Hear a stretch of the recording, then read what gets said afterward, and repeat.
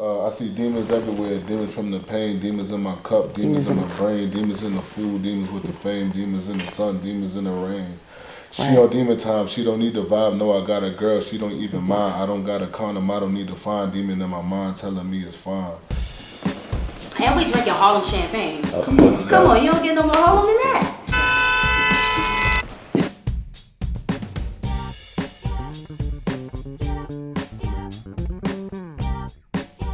You talk good too. You're really good.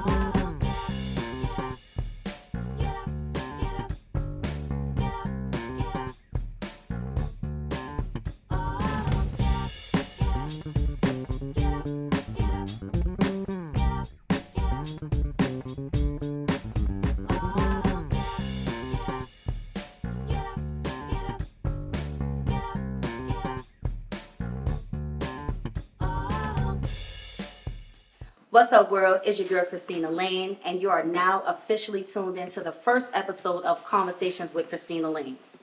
I'm kicking things off today with none other Harlem's flyest, ASAP FERG. Wait, hold on. One more time. What you want? FERG. FERG. Yeah, and we could address that too. Likewise. Got you. Okay. All right. What's up, world? Go ahead. He's the director. What's up, world? It's your girl, Christina Lane, and you are now officially tuned in to the first ever episode of Conversations with Christina Lane. I'm kicking things off with none other, the flyest, Harlem's flyest, FERG. Yes. I love that intro. Yes, we're here. We are here. This is a full circle moment. I know. I am so happy to have you. Do you know you're my first guest? Yes, you did tell me this, and I appreciate it. I appreciate you. I am so honored. Like, with everything, I've interviewed you a few times, but it's been more like quick, run and go. I told you that, like, when I come out with the album, then we'll have something to sit down and talk about. You did, so and you really... we're able to do it. I didn't realize I was the first until like a few minutes ago, but I love being the first. I love being a trailblazer. Mm-hmm. You know what I'm saying? Yeah, you are. And what's most important is being able to pour into people and things that I believe in, and create a more real estate of energy that, can captivate the culture. Right. And like I said, this is a full circle moment, us growing up together, going to art and design. Yeah. Like, how are you feeling today? I feel good. I was real tired. I'm still off Dubai and LA time, so my body is a little all over the place right now. Like, went to DC. I had a show out there. Then I flew from DC to Dubai. I had to go from Dubai to LA to do press. And now I'm here. Like, yesterday, I just took, like, some time to decompress. Mm-hmm.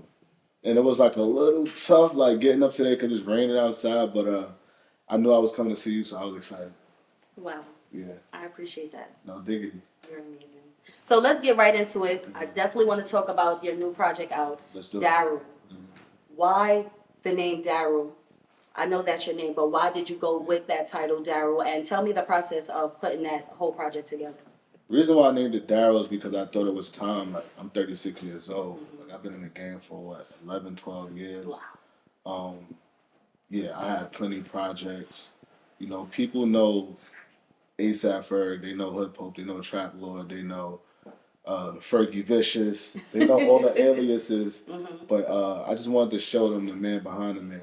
Right. And just give them a little bit more of who Daryl is, because Daryl is a whole nother dynamic. All of those aliases is Daryl, but Daryl is a son. Daryl is a friend. Daryl is a person who likes to read. Daryl is a person that likes to watch documentaries. Daryl is a person that studies all the greats. So, that's a whole thing in itself that I never got a chance to give to the world. Like, I gave y'all mobbing, I gave y'all, the hits, I gave y'all everything, but I never really gave y'all the person behind the person. Right. And speaking of aliases, as you said, like, we all know Trap Lord and, Mr. Ferguson and all that good stuff. And I like to say I know Daryl, our HNV and Trump Diva days, just the fashion. So I'm jumping around, but I want to get into the, the fashion back in the days and, some of the assumptions that were out there about, your crew HNB, because you guys were ahead of the game with the fashion and just, designing and just doing your own thing, and everyone was in their own lane. Sure. Can you just, touch on like the assumptions and how those things might have affected you growing up? When you say assumptions, it sounds so funny, like to hear like assumptions. Like it wasn't like just assumptions or like I would say rumors or whatever the case may be. It was just like we was ahead of the game. So you had skinny jeans, you had like all of this stuff, and we used to have to fight because people used to call us gay. Like so, we had designers, and I mean, some of the people in the crew was gay. Like to be clear, but that was just how ahead we was. Like we didn't discriminate on who we had a part of our crew or whatever the case may be. We was doing things for the world. So. You know what I'm saying? It was the time and era we was in. We coming out of the hood. We coming different. We coming trench coats. I'm dressed. Fire. I'm dressed like how I was dressed in high school. Like you look. Oh, I know. Trench coats. Yes. And I think it was just hard for people to like grasp it in their mind. Like, oh, this dude is like really like ahead of their game. Or, anything back in the days that was different was gay. You know what I'm saying? Yo, you doing this? You wearing pink? You wearing this? And then it was like all about breaking the boundaries, and I think that we allowed ourselves to be open enough to grab any inspiration that was gonna allow us to take it to the next level. So we ain't care about no discrimination. We was dressed gothic, you know what I'm saying? Like we was doing whatever. You see how we popped out with the ASAP mob. Like you didn't know if he was from Houston, from LA, or whatever the case may be. We just embraced it all. So that was what. I guess like some people, why they would say that like, oh yeah, them dudes is gay. They wearing tight jeans or skinny jeans or whatever. Now the world is dressing the way we dress. That's what I was just about to say. Exactly. And then with the Kanye West, his schoolboy era, like you said, you guys were just doing things that people just didn't understand. Yeah, they didn't understand. And just wanted to be quick to judge. We was on the brink of like something super fresh. Like we wasn't like we Harlem kids, but we hung out in Soho, like went to fashion shows. Like you talking about our early Hood by Air, our early Alien, our early Bape, like when Kid Cudi used to work at the Bape store, our early A-Life, our early Stussy. Like before like it hit the world and the world was like knowing about Rick Owens, Margellas, and all of this. We was already like hip to that. So, I'm pretty sure we might have looked like aliens to people. Like, you know what I'm saying? Like we had 4 eyes or something. And that's okay because that's what you have to do. You have to really tap into your inner you to do something super big and affect culture in a major way the way we did. Right. No, that's a fact. And you guys definitely succeeded, as you can see. Yeah. Your hair still got the same swag. Come on, even man. Swaggier. Come on, let's get into the swag with the money. Yeah. Right, the swag with the money. All right, so I just want to go back into the album. So you have some incredible features. Mary J. Blige, Coco Jones, Brent Fires, one of my faves. Well, Brent Fires is on the last project. That's Floor Seats. Okay. Yeah. I feel like Nah, so you're probably thinking about El Mean. El Mean is a British artist. Oh, I know this one. He's doing a lot of the singing throughout the album. Shout out to Brent though. But he's not on this one. He's on Floor Seats. Okay, and El Mean is the one that's singing on Dead Homies. He's singing on Dead Homies along with Black Pearl. He's also on Chosen with me and Mary J. Blige. Right. Yeah. So speaking of Dead Homies, let's speak about that song and how was it creating that song, like with just so much that has just been happening within this year? How was it, putting that song together? Man, I just got a call like when I was in Dubai that one of my aunts passed away. I'm sorry. It's cool. She's definitely older, but I think about like my grandfather because a lot of his siblings is passing away. And like, that gotta like weigh like heavy on his mental. So it's just like, at this age, it's a lot of people that's like, they passing over. Like that's why it's so important we take care of ourselves like early on and we catch like habits early on because we do pay for it And especially like around this age, like I said, it's a lot of people that's my friends, peers. Right. You know, I lost people early on, like even like when we was running around Harlem, like we was losing people. But now more so than ever, it's like starting to happen on a health way because people didn't really take care of themselves coming up. So Right. yeah. And speaking of health, your song "Demons," I know you speak about, cholesterol is one of the demons that took your father, and I definitely, my condolences. I know it was a while, but I definitely feel I feel that because I just lost my father not too long ago due to pancreatic cancer. So, I mean, that's a feeling that will never go away. You just learn how to, I guess, deal with it. Yeah. So what was it like creating that song too, Demons? Because you speak a lot about different things that everyone is facing. I see demons everywhere. Demons from the pain, demons in my cup, demons in my brain, demons in the food, demons with the fame, demons in the sun, demons in the rain. She on demon time, she don't need the vibe. No, I got a girl, she don't even mind. I don't got a condom, I don't need to find demon in my mind telling me it's fine. Since a little kid, my dreams got weird. I was fighting these demons off by myself. My daddy not here, I'm tackling fears. I'm wiping these tears off by myself. My mama kid, she cheered me up, but I still feel like I'm all by myself. I'm punching the air, I know they there, but I'm fucking these niggas up by myself. You know, it's a lot of people that talk about demons. And for this song specifically, and just for this album, I wanted to be transparent on what demons I had or demons I dealt with, or, you know, just being super transparent on like scary times for me. And yeah, like that's all I wanted to do because a lot of people like they make it a thing or a fad to be like, yo, I'm on demon time and but like what got you on that demon time? What got you wanting to be angry and aggressive and all of that? So I just wanted to dive in a little bit more. We intellectuals, there's so much information that's on Google and in the world right now. Like you got 12-year-old kids that's being able to really articulate themselves. So we can't really just make surface full music like that anymore. We can, but at the same time, it's almost like every time you do that, it's like chipping away a bit of your soul because you know it's right. Right. Yeah. Wow, that was deep. That was super deep. Seriously. So if I'm speaking of deep. Your song "Pool." That's, excuse my language, a fucking powerful song. Yeah. Like a touching song. Yeah. What was your thought process when creating that song?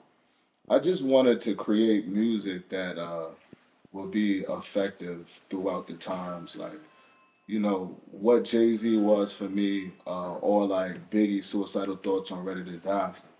It was like I was able to pick that book up like a Bible and really use it as tools to enhance my life.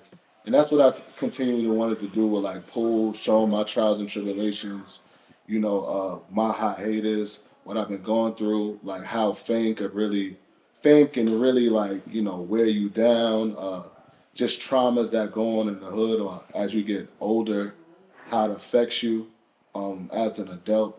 That's basically what I wanted to touch on in the song.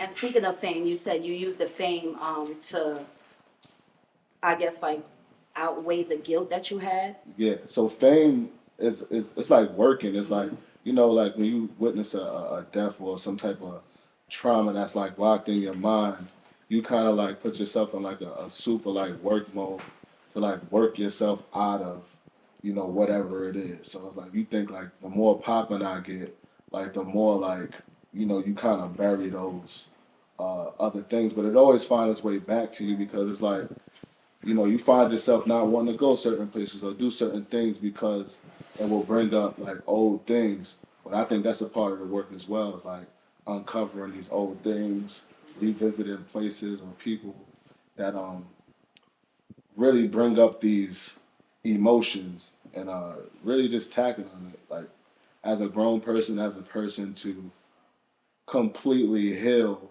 and like you know, really arrive and be able to get past that and get to the next level, you have to come to amends with things. Right. Yeah. That's just pure maturity, first and foremost. Because I still have my moments where,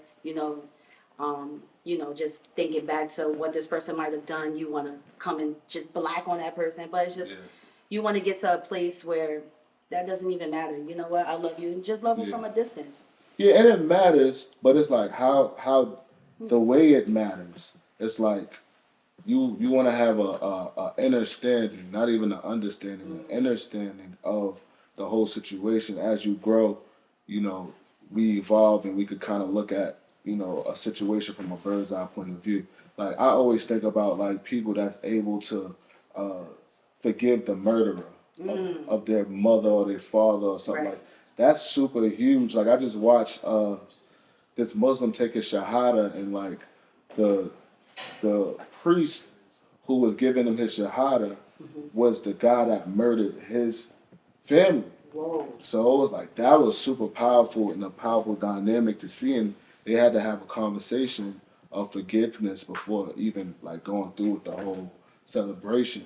Um, yeah, and it was just like that's tough to see, and to forgive somebody is like you almost like you cut that block off from yourself, like because it's like we don't want to stay in this place like angry and feeling like we can't excel or evolve because of somebody else. That's not our weight to carry. Right, You right. know what I'm saying? That's not our problem. Exactly.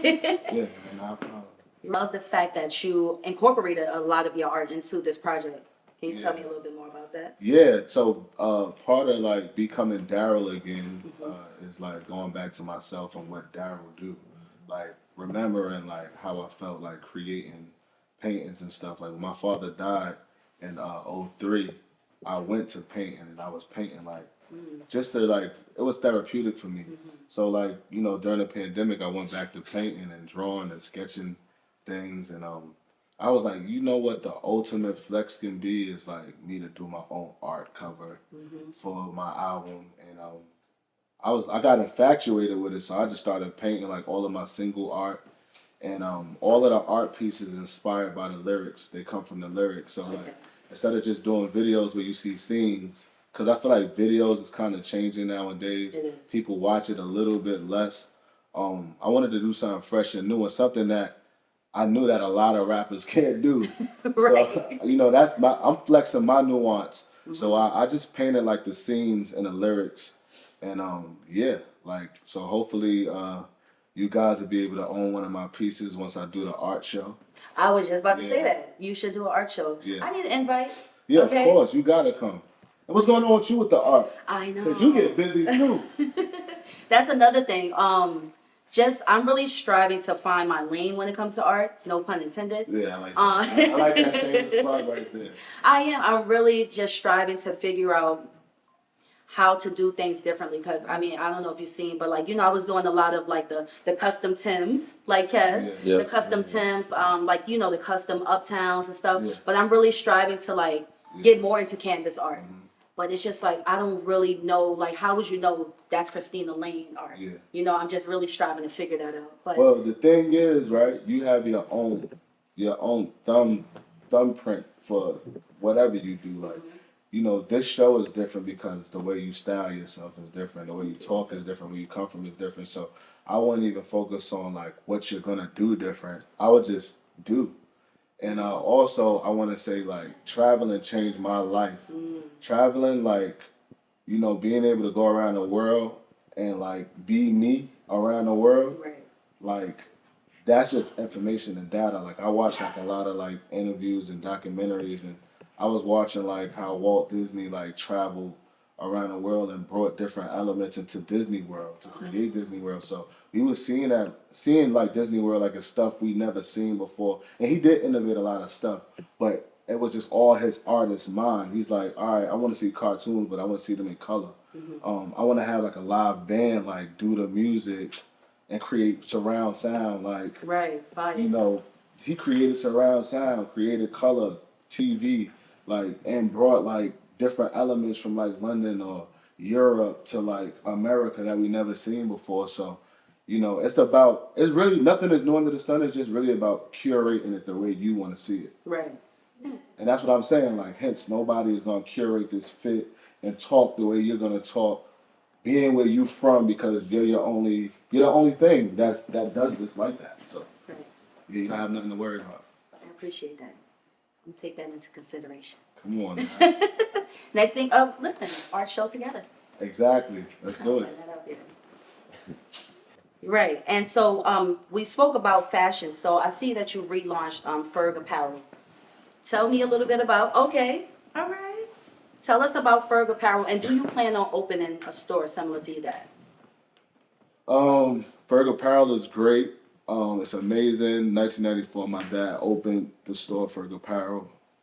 He did the Bad Boy logo for Diddy. He did the Uptown Cat logo for Andre Harrell. Never knew that too, and so that's wild. That's no. When I read up on it, I know that, and I was just like, how the hell I didn't know that piece of information? Like, that's crazy, but that's super dope. Yeah. And my father went to art and design.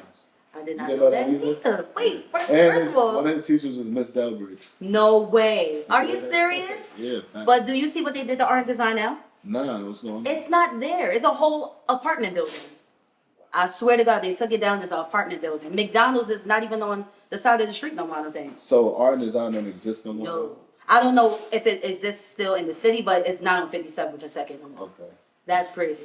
Okay. Damn, we got to figure out how to make bring up that the back. alumni and Right. our teachers. Because I learned so much out of that school. Like, that was like a big fraternity, like, of like creative, great minds. Yes. That, I'm still friends with to this day. Like, AWOL, he shot me and Rocky's first video, Get High. Oh, wow. Yeah. What? Yeah, me and Rocky put together a 150. Oh, each. wow. We That's shot crazy. that video on my birthday at Jay West house. Wow, that's fire. And I sat down with AWOL and we edited it. And all of that. Now AWOL is a huge artist. Mm-hmm. You know what I'm saying? It's amazing. Like, just all the creatives coming from art and design. When I look on, like, my Facebook and Instagram, like, just to see everyone in their own lanes doing their thing is just, like, super amazing. And, darn, I lost my train of thought. I wanted to say something else about art and design. Yeah, it definitely was a big fraternity. 7 floors. Yeah. Insane. Oh, what I wanted to say is, first of all, I was a year under you guys. Yeah. So when I was a sophomore, y'all were juniors. Yeah. Remember those episodes? Yeah. We used to be cutting in school, so she used to be cutting. That's why I had to leave. Once y'all graduated, I was like, yeah. Yo, Carlton left too when we left. Oh, really? Yeah, Carlton Yato. Yeah. Yeah, the Yato bag. Shout out to Carlton. Yes. He came from art and design. Mm-hmm. Who else? Milton, but I'm talking about Laquan Smith. Yeah. Oh, wow. Yeah, I think he was in your grade. I did not know that. First of all, like I said, I didn't really know a lot of people in my grade. Yeah. I was with y'all all the time, like just really going to y'all lunch period. Like that was such an amazing time, like really. Super dope. Yes. And then we was outside. We was in the streets. Yes, right. So we coming from school and just like walking along Lenox, going to Jay West house or Tamara house. The parties and cookouts was Smack Fest. Oh, oh Lord, those. Yeah, nah. I always tell people like, Harlem was like pre-game for the world. Like, it was. We was wearing minks, even if we was wearing our parents' minks. We was wearing. We were wearing minks. That's a fact. We was throwing boat parties. We had all types of yacht parties epic shit. Super epic. And so by the time I did make it to the world, it was like I made it already. I was super confident already. Like I already was getting girls. I already was dressing fly. Like we already was getting it. So we had Skonex, MySpace. Oh wow. Yeah, Skonex. You was going up. AIM. Yeah, Black Planet. Oh, what? Oh, God, Black Planet. Yeah, Black Planet, man. Facebook. Yeah, no, Facebook was another level. Now it's just, I leave that for like family and friends. Yeah. Instagram. I haven't been on Facebook in a while, but. I feel like every time I go on Facebook, it's sad. It's really? like just seeing someone died or... every time I go on Facebook, although it's like kind of the same thing on Instagram as well, it's just like social media, period. Yeah. How do you deal with like the social media thing? Does it do it weigh heavy on you, like as far as like anxiety and like being on there like as a platform? It can, and just getting back to you when you said you had to turn Instagram off. Yeah. Yeah. I like the way you said like you had to log out and turn Instagram off. God whisper, take all of them chains off. Fuck, I spent $300,000 on the range for. Yeah, sometimes you gotta just know you can log off. Yeah, and I do have to log off because you have this whole imposter syndrome now. It took me a while to finally get this together. How do you get through that? I'm still getting through it every day, just blocking the stuff that's getting in my way. Gotta block it. Yeah, definitely. So, I mean, this is the first step. Like, I'm super, like I said, I'm just honored that you're here. Like, I'm happy that I'm really finally making this happen. Like, this is honestly like a dream come true. Like, for real, for real. And, you know, me knowing you, like, it's just amazing. Like, and I really, really appreciate you being here, for real. I Make me cry.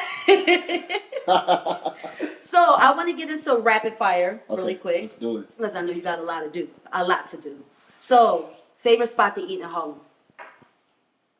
Jukebox. I never heard. Nice. The jukebox. The Uh-huh. jukebox. It's Tell the me juice bar. It's on 117th and 8th? Yeah. 7th. And 7th, yeah, 117th and 7th. Oh, okay, I've been here. I didn't know that was Yeah, the name juice of it. bar, yeah. Okay, dream collab. Dream collab. Will have to be dream collab. Wait, music, clothes, what? Music. I went straight to clothes. No, Dream then clothes. So clothes? I could do both. Yes. All right, so music, dream collab, dead or alive. Mm. I would say Quincy if he was alive. Mm-hmm. And clothes, I would have to say. I don't know why Ralph Lauren is just popping up in my head, but it wouldn't be so much a collab because I don't really. I'm not trying to collab with anybody. I just want the energy and the mentorship Okay. from Ralph Lauren. Yeah. All right, dope. Song you're most proud of? Song I'm most proud of is Pool. Mm. Dope. I love that.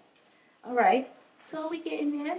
I wanted to speak about your deal with Sony. Okay. I know you talk about a lot about it. Can you just tell us a little bit more about it and what advice would you give to artists navigating the industry? So Sony has been really, really good to me. But I got one more deal with Sony. Okay. But I just talk about like the navigations of the game. Like when I signed my deal, I signed to Polo Grounds, ASAP Worldwide, and RCA. So that's 3 partners. Nowadays, you don't have to sign to so many people and have so many partners. You could do a direct distribution deal Okay. where you can see a lot more money and also own your masters and things like that. So FERG did that, so hopefully you don't have to go through that Right. type Right. shit. Listen up. Listen up. Listen closely. And just a little bit more about the album. How was it working with Mary J. Blige? How was that? I love Mary. You love Mary. I think we all love Mary. If you don't love Mary, it's something wrong with you. Literally. Mary is such an amazing soul, beautiful woman. Like when I pulled up on her in the studio, she just was glowing. She got like the infinite tan. Like Yes, she got the tan the that don't go golden. away. Like she looked golden, bronze. She had the brand new Givenchy boots on, like the fur, the diamonds. I'm like, yo, this is what a Fire. superstar look like for real. Like she was radiant. And I played her the drum with me and Webstar. Web wasn't on it at the time. Okay. It was I played her Off White Rose. She loved it. I played her like 6 other songs. She loved all of them. She said, "Give me all of those songs." And she wound up doing she said she wanted to do 4 songs actually. Wow. She wound up doing it 2 though. She wound up doing Chosen, which my mom Shay Rock is on. Oh, okay. And she wound up doing Cast and Spells. Yeah, I love Chosen. That's Yeah, one of my Chosen. songs that I like too. Mario Juanes is on the piano. Yeah, so Okay. yeah. Yeah, you definitely got some good features like that. Like I said, that Daryl piece is really amazing. Thank you. It really is. So what is next for you?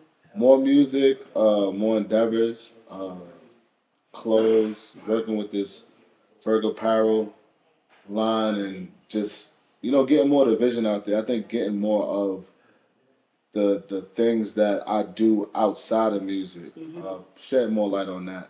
But also just like knocking out music. I think that my hardest project to create was this one, and it won't take me long to like put other ones together. This one just took very long because this was the dream project that I had in my head. It was like, you know, I'm in London for a month, you know, with a 10-piece orchestra, working with Sally and Silva, who like did like all James Bond movie scoring. Like I'm at Jazzy B's house getting Soul Soul samples, you know, original like Soul Soul vocals from 1990. That's crazy. You know what I'm saying? Linking up with a young MC Vert, tracking down Didi Osama in the streets, Oh my God. trying to lock him down for a verse because it makes sense because he's from my block. You know, making sure like Dapper Dan is on a board to like, you know, talk throughout the whole project. This is a very like, this is a album and a gift that's gonna keep giving. So, it took me a really, I won't even say a long time. It just took the time that it took to create a masterful art, and I'm proud of it. I'm proud of it too, and I'm proud of you. Oh, I'm proud of you. Thank you. And so my last question, what does Harlem mean to you? What does Harlem mean to me? Harlem is the Mecca. Talk about it. I'm not even going like, Harlem is the Mecca. Like, the Bronx is right near it. We could literally walk across the bridge, and the Bronx is right there. It's geeky. Hip hop started in the Bronx. Hip hop is a world's religion now. Like, Harlem is the Mecca. When you think about Harlem Renaissance, the fashion, the fine arts, doctors, lawyers, Dizzy Gillespie, like Josephine Baker, like saying she's not gonna perform unless it's a mixed crowd. Right. Like, you think about Jimi Hendrix, you think about Malcolm X. I was just about to say that. Think about like, you know what I'm saying? Like all of these people is just, it's legendary, and it's a reason why people keep coming here. It's a reason why they celebrate at the Apollo every time a great pass away, whether it's Michael Jackson, whether it's James Brown, whether it's Fat Man Scoop. You know, they gotta drive past Harlem and celebrate. You know, bring the bodies past Harlem. Yeah. Harlem is Harlem. You're the best. Thank you. Likewise. Yes. Did it. That was